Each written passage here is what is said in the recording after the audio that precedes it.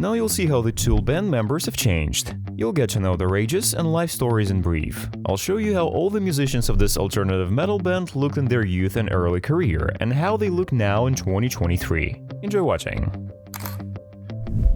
The story of one of the most influential artists of our time, Adam Jones, began with a passion for music as a child when he started playing violin and double bass.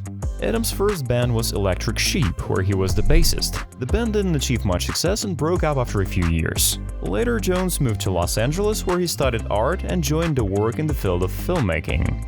Adam was not only involved in special effects design, he also worked in makeup and scenography in such films as Terminator 2, Jurassic Park, and many others. In 1989, Adam met Maynard Keenan, with whom he found much in common creatively. The guys put together the band Tool and in 1992 presented the mini-album Opiate. It deals with themes of censorship and organized religion. This work is still considered to be the heaviest release of the band.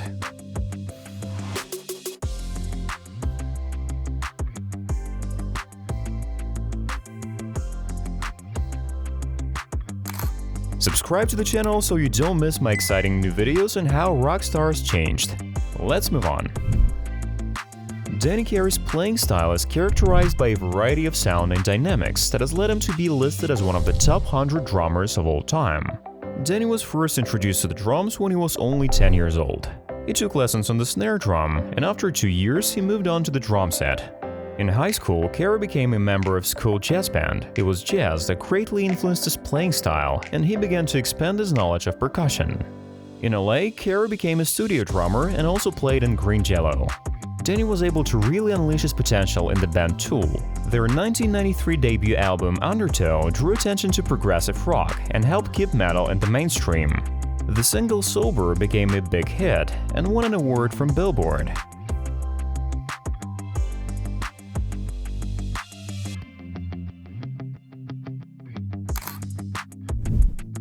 Paul D'Amour originally worked building sets for movies, as well as creating promotional and music videos. But his life changed when Adam Jones brought him into the band Tool. Paul's parts can be heard on the demo recording 72826, as well as in Opiate and Undertow releases. In 1995, D'Amour left Tool because he wanted to play guitar rather than bass. After leaving, he worked on his projects Lusk and Fearsome Engine. As of 2019, D'Amour is part of the band Ministry as a bassist. Justin Chancellor felt a passion for music back in high school days when he played in the English teenage band Slice of Life. Justin was part of Peach, with whom an album and 2 EPs were released. Peach broke up and Chancellor was invited to join Tool. Their second album, Anima, hit number 2 in the Billboard chart. The song of the same name from the album won a Grammy for Best Metal Performance.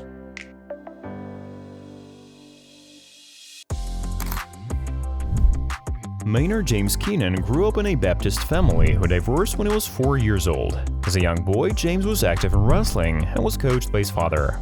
After high school, Maynard joined the US Army with the hope of getting funding for art education.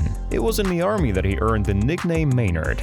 During his service, he received advanced training. But disillusioned with the values of the Army, James decided to devote himself to a career in music. Keenan worked as an interior designer at a pet store, and after moving to LA, he worked as a set builder. In the 80s, Maynard played bass guitar and sang in various independent bands. In 1990, Keenan co-founded Tool, where he realized his vocal talent. In 2001, Tool released their third studio album Lateralis, which brought them commercial success and a Grammy Award for the track Schism. The next album, 10,000 Days, repeated the success of the previous album. In it, Maynard tackles themes personal to himself, dealing with the illness and death of his mother, as well as raising questions about the essence and nature of man.